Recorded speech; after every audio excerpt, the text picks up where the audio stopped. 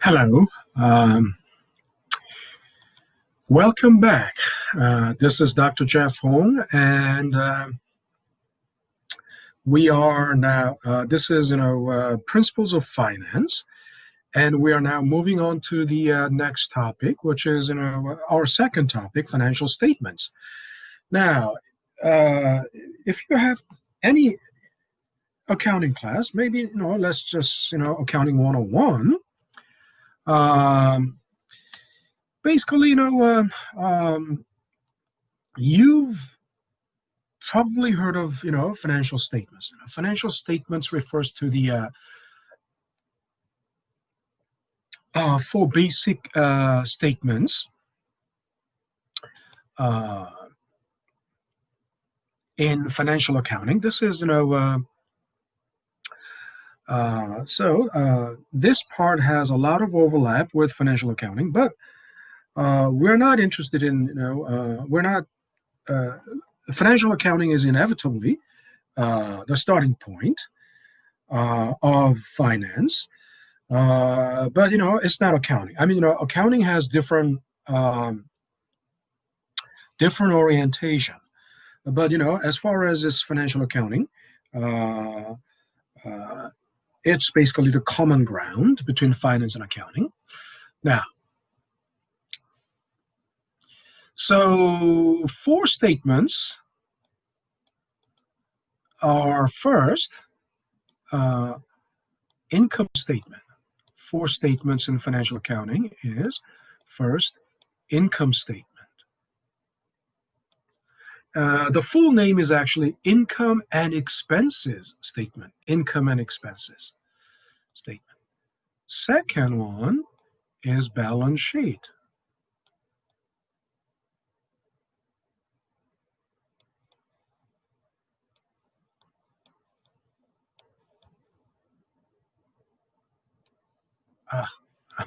Please bear with me. As I said before, it's not really writing. It's drawing with mouse. So, third statement is called cash flow statement. Cash flow statement or cash flow analysis. Okay. Fourth statement is retained earnings statement. But in accounting, they call it also owner's equity statement.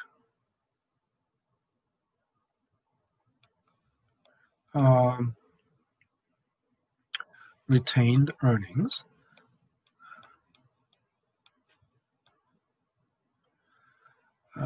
So actually, number 4, retained earnings statement is relatively secondary in importance. I mean, it is. It's of course also important, but what I'm saying is, if you the fundamental two statements are income statement and balance sheet. So if you can analyze income statement and balance sheet correctly, then it tells pretty much about how everything that will serve the purpose of the investor, right? Cash flow statement is actually, very important. And because when you are evaluating stocks, the cash flow projection is, cash flow estimation is very important. Cash flow statement and cash flow estimation are slightly different, but the importance of the cash flow statement lies in the fact that cash flow statement is a meta-analysis of income statement and balance sheet, right? You cannot have a cash flow statement unless you until you have a good analysis of income statement and balance sheet. Yeah. So the point is, we actually, for the purpose of this class, we're not going into a cash flow statement or retained earnings statement, because um, these two will be discussed in more depth in the next class. I mean, in the next course, in the advanced um, course called, corporate finance, FMB 230 corporate finance. Now, income, but why are we going into suddenly, financial statements? I mean, financial statements are for businesses. In other words, if you're not a business, as a single in private individual, you don't have financial statements. I mean, you can make your own financial statements and keep it, right? Keep the record of the financial statements, keep updating it, but it serves no purpose, right? I mean, it serves no practical, or, to be more specific, it serves no tax purpose. But all the businesses must keep the financial statements. Keeping financial statements meaning, keep track of it, update it, right? Keep updating it. Updating means, how often do you update it? It's not random. I mean, you can update it every day or every week, but that's totally, that's just at your discretion. It's not what is required by the law. But what is required by the tax law is that you, or, I wouldn't say tax, rather than tax law, it's, uh,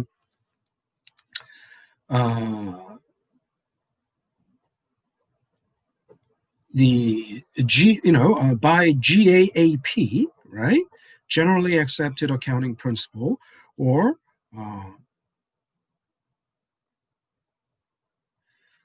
IFSB, International Financial Standard Board, right? I mean, in other words, by professional practice, right?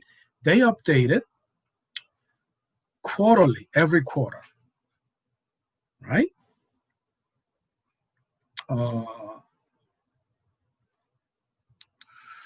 Which means, updating it's necessary to update it quarterly, because for every business, right?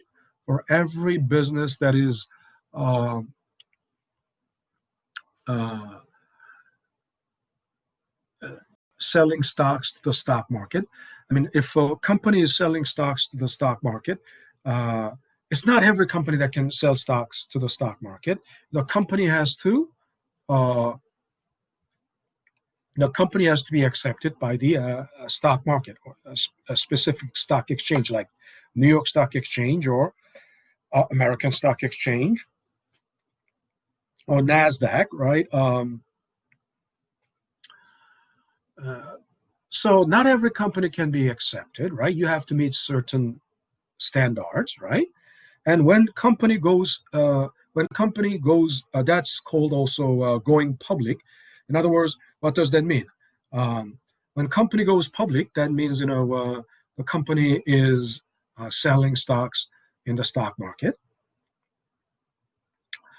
Um, Going public means the ownership of the company is open to public now, right? Previously, prior to going public, the ownership is only open to uh, a select few individuals, right, or institutions, right? So ownership is closed. Not necessarily because they want to keep it. Sometimes they want to keep it private. But if you keep the ownership private, that means, you are limiting the company's availability to the stock. Companies capability to raise capital, right? In other words, if the ownership belongs to only 10 individuals, right? The maximum capital they can raise is the financial ability of these 10 individuals. Of course, when I say individual, an institution can be included, but even an institution, right? Or venture capital, their capital investment, they have a maximum level, right?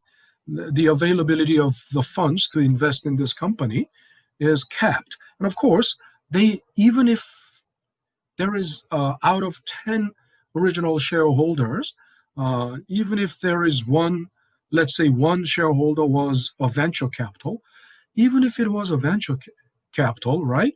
A venture capital would not pour in the money to a bottomless pit. You understand? A company should be generating profit, right? And then the whoever is the investor is willing to put in more money into it. Make sense? So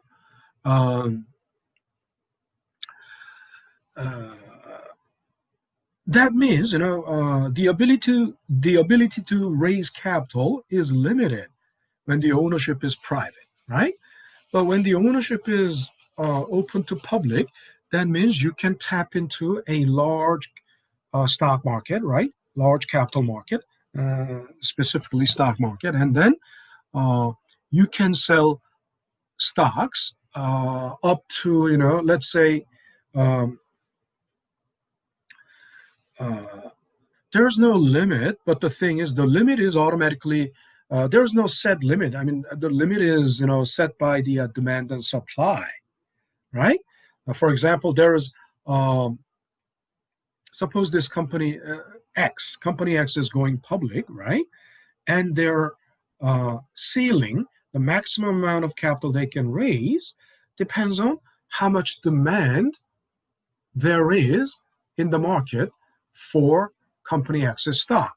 So if there is enough demand, maybe, and the equilibrium for that would be probably,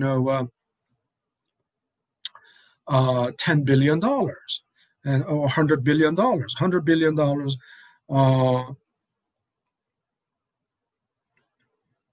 So stock, it depends on also on how much is the IPO price. In other words, initial public offering price, IPO price. And if IPO price is $100, and if that $100 is perceived as a fair value by the market, or slightly below fair value. If it is below fair value, that means it's a good deal from the buyer's perspective, right? There'll be a huge demand. And let's say if the IPO price is $100, and if they sell to reach, $10 billion, 10 billion divided by 100, you cancel out two zeros, cross out two zeros, that's still 100 million shares, right? If there's that much demand in the market, the company can tap into $10 billion capital, right? The $10 billion capital is used for supporting its activities, supporting its operation, expanding its production capacity, and it can be used for a lot of things that the company is planning to do, right? That's the meaning of tapping into an open capital market, right? So now, as I said, we are going to look into income statement and balance sheet, mainly because these are the primary statements, right? Primary statement. As I said, cash flow statement is, I wouldn't say, then is the cash flow statement secondary? It's, in a way, it can be considered as a secondary statement, a secondary not in importance, but what I'm saying is um, only when you have a good analysis of balance sheet and income statement, then you can have cash flow statements. So uh, uh, in that sense, it is what I'm in that sense I'm calling it secondary because you have to primarily have income statement and balance sheet. Now, and another thing we have to think about at this point is, so I said financial statements are for the businesses, right? So how does that connect with the previous topic, return on investment? Look, return on investment, we looked at the return on investment from macroeconomics perspective, right?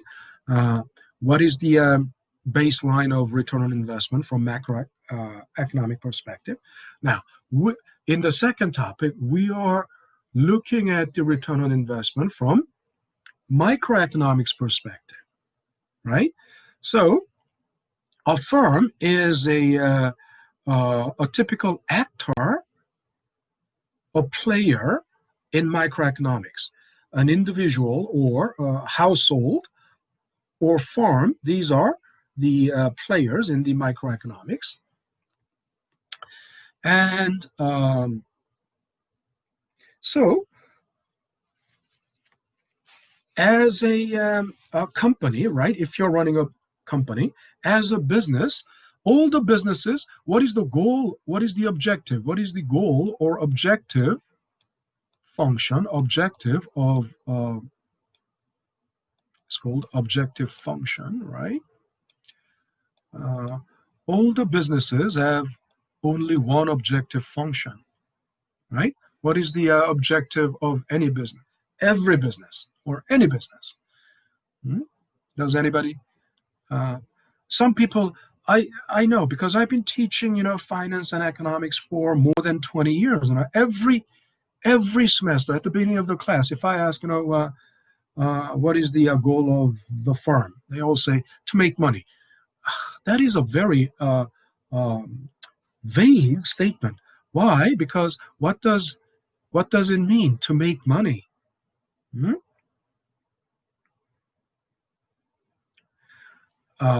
To be more specific, making money means to make profit, right? Isn't that right? Um, suppose, is this, let me give you an example. You bought iPhone 10 for $1,000 and you sold it for $1,000. Did you make money? Everybody will say, no, you didn't. Why? Why not?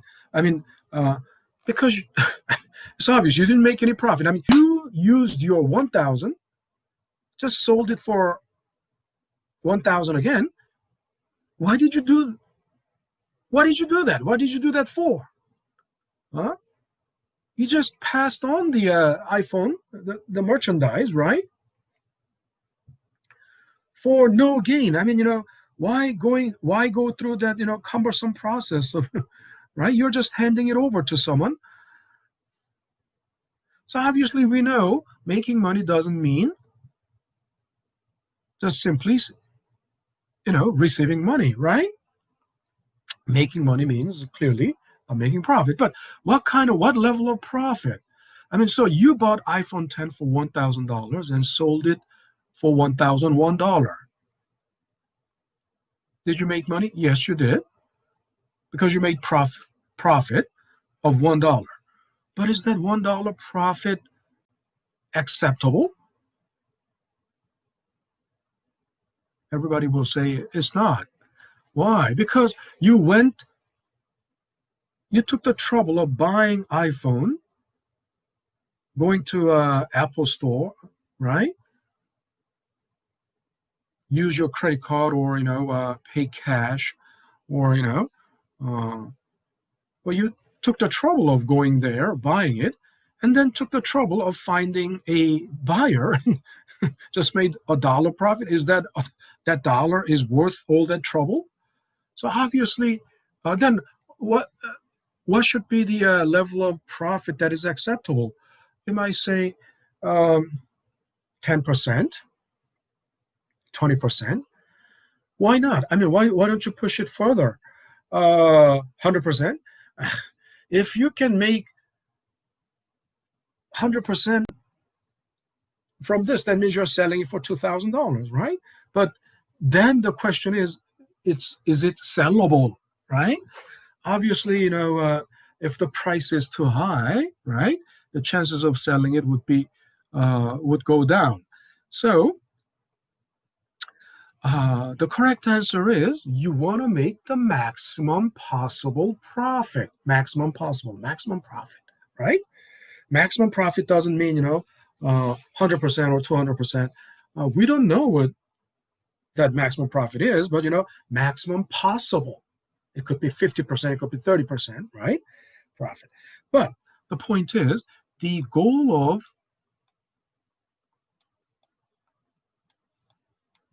or objective function of every business, any business, or every business is to maximize profit.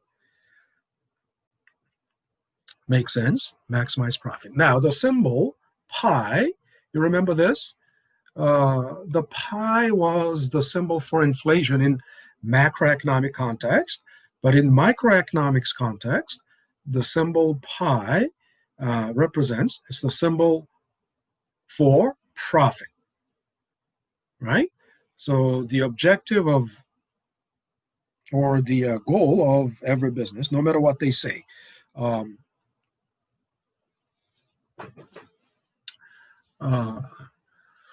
their public relations, public relations, in their commercial, the commercials generally relay some public relations message. They or promotions, they public relations promotional programs. They always portray themselves as some kind of philanthropic organization, as if they exist. Their whole purpose of existing is to serve the community, as if they are a public service organization. No, that's just a facade. They put on a cover like that. But once you take off that cover, inside, right, the sole purpose is not to serve the human race, but to maximize their profit, right? So, and then profit is basically, if you think about it, profit is, and profit is the profit belongs to whom? Who does the profit belong to? Owners of the company, of course. Some people may say to the company. No, company is an inanimate entity, right? Company is simply a vessel, right? Isn't that right? Company is only an inanimate entity. Company doesn't know. Does the company spend that money? I mean, or a company is only a vessel, isn't that right? It's actually the owners the profit belongs to. And once the owners cash out the profit, then they use it, right? They spend it or do whatever. So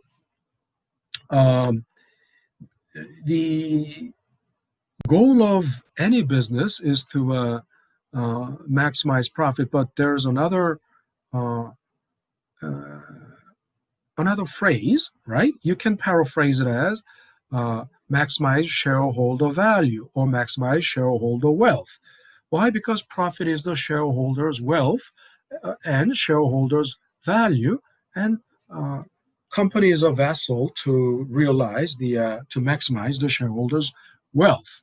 Okay, now And who are the shareholders? Are employees are not shareholders, right? Employees are hired by the company, and some companies, but as an employee, if you buy the shares of the company stock, if you can be an Apple employee and you can buy Apple stock, right?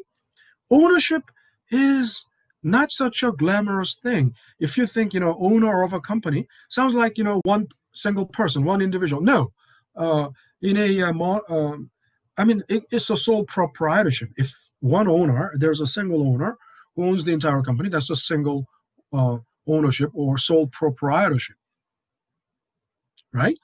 Um, in a corporation, the ownership is, diversified. The ownership is, um,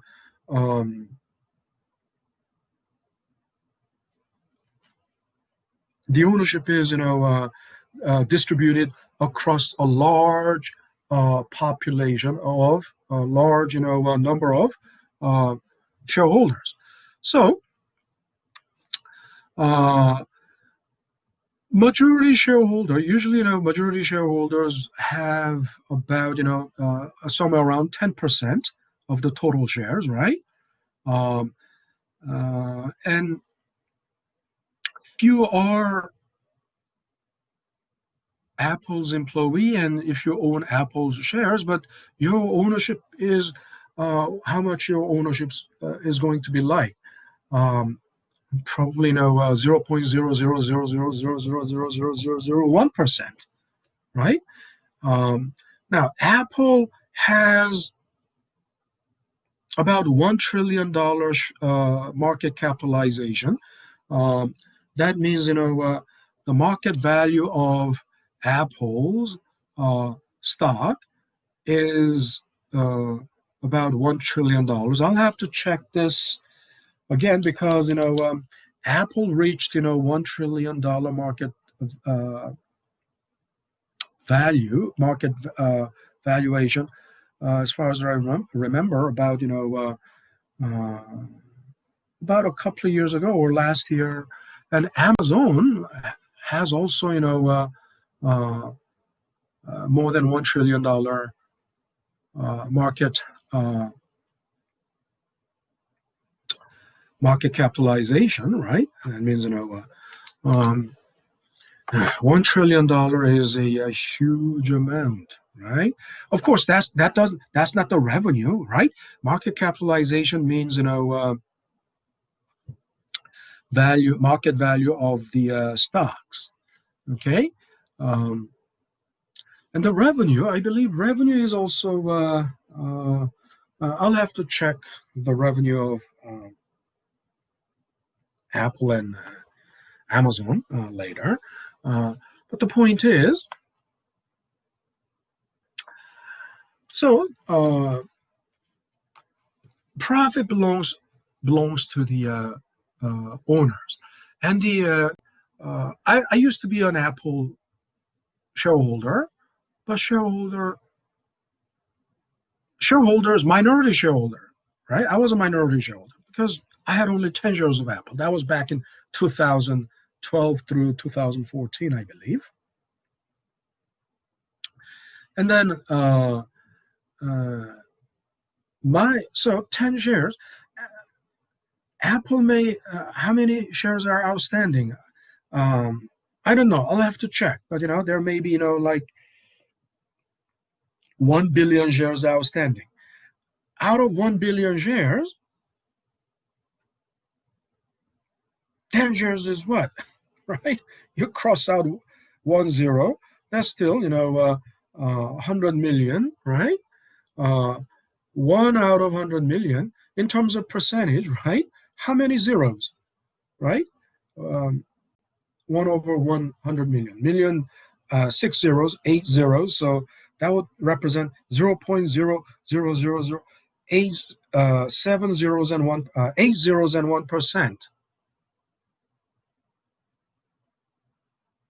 I mean, in terms of percentage, it would be like, 1% is, 0.01. So my 10 zeros are like, you cross out 2 zeros, out of 8, right? So 0.00060 zeros and 1%, 0.0000060 zeros. If I did count to six zeros, if I said six zeros already, then 1%, right? Such a minority shareholders, Apple doesn't care. They don't know who I am. All minority shareholders are anonymous, completely anonymous, because my stake in Apple is as light as 0.000000001%, as shallow as that. And my connection with Apple, my ownership, my relationship with Apple can easily be severed once I sell my shares. Make sense? So if you have 11%, 12%, you are already a majority shareholder, major shareholder. And if you're a major shareholder, you would be on the board of directors. You will be on the board of directors, right? And each, because number of shares represents the number of votes. Because if you're an owner, how do you exercise your power or right as an owner? I mean, what comes with the ownership? Ownership comes with every ownership comes the voting right. If you're an owner, how do you what is good thing about the ownership? If you're an owner of something, I mean, if you're one of the let's say you own a business, but not just yourself, but collectively own a business, 10 owners. So in this case, there will be a partnership. If there are 10 partners and your ownership is 10%, everyone's ownership is 10%, ownership shares are 10%, then in making a decision, major decision about this company, you'll have to convene a meeting, isn't that right? You'll have to meet and discuss, what, and how would you exercise your ownership? Through vote, right? So, but think about it. Someone with like 12% ownership, right? 12% shares, then will cast a vote that weighs 12%, right? Of course, in every voting, right, 51% is the supermajority, right? There's nothing you can't do with 51% vote, but nobody has 51% shares, right? So in reality, usually, the friendly owners, right? Friendly shareholders, they form a pact, right? And then they vote together. I mean, this is going to take a lot of time, so let me come back to this, right?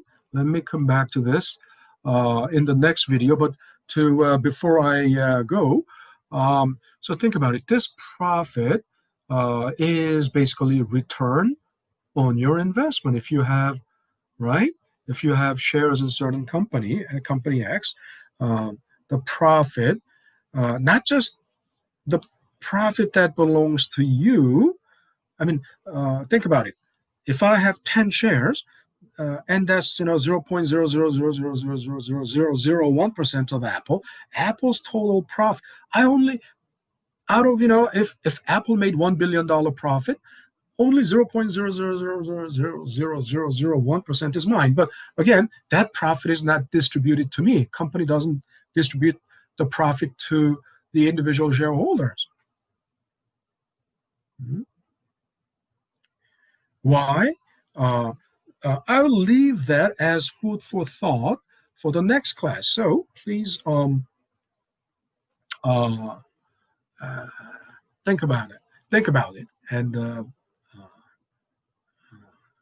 let's see what the answer is in the next video. Okay, so stop recording.